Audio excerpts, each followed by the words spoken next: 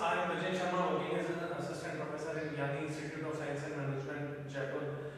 On behalf of Gurokpo, welcome you in this session. And the topic of discussion is developing MIS application.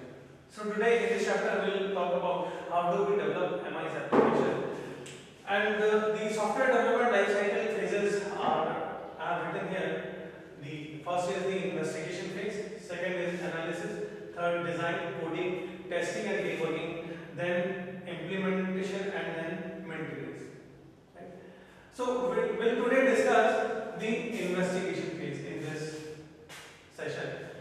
Investigation phase includes the feasibility analysis of the software development, that whether the application would be feasible to be developed by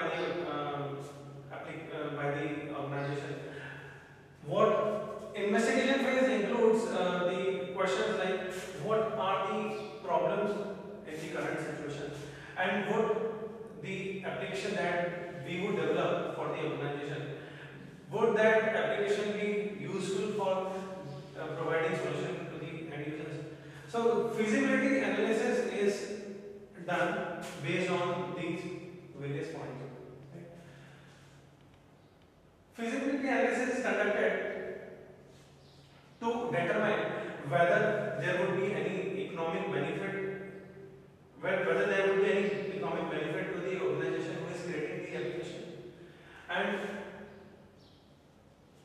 the following points I have written, we will discuss one by one. Okay. First is the technical feasibility analysis. Technical feasibility analysis includes the points like one application has to be developed for an organization, right? That we would develop.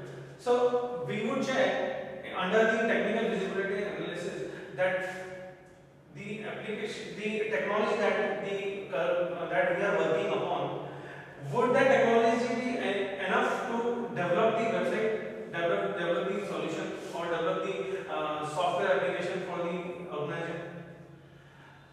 So the manpower that we have, would that manpower be enough for developing the website or the technology that is required for developing an application for the organization? So these all are the points that which will be covered under the technical feasibility analysis. And would that application that we would develop for the other organization, that would that application be useful to provide solution to the end users? Next comes economic feasibility analysis. See, economic feasibility analysis is conducted to check whether the organization which is creating application for the other organization, that would be beneficial or that would provide solution to the other organization, right? So in building an application, would we have any economic benefit, right? Or if the if the fund is not available, what would be the other source of getting the funds? So in this context, we takes into notice that what economic benefit we would have in developing the application for the other organization. This is economic feasibility analysis. Then comes the schedule feasibility analysis. Right.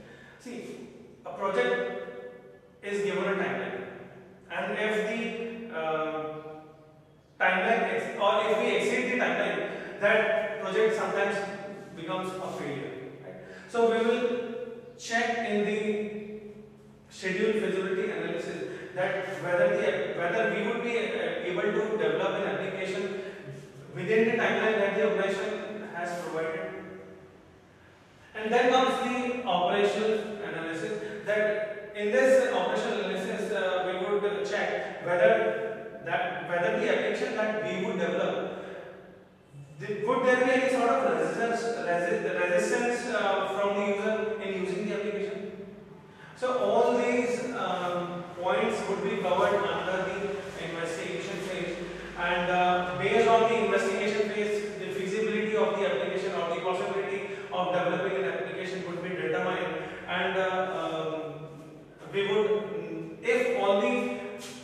if all the criteria are met, we will go for the analysis phase, which we will discuss in the other lecture.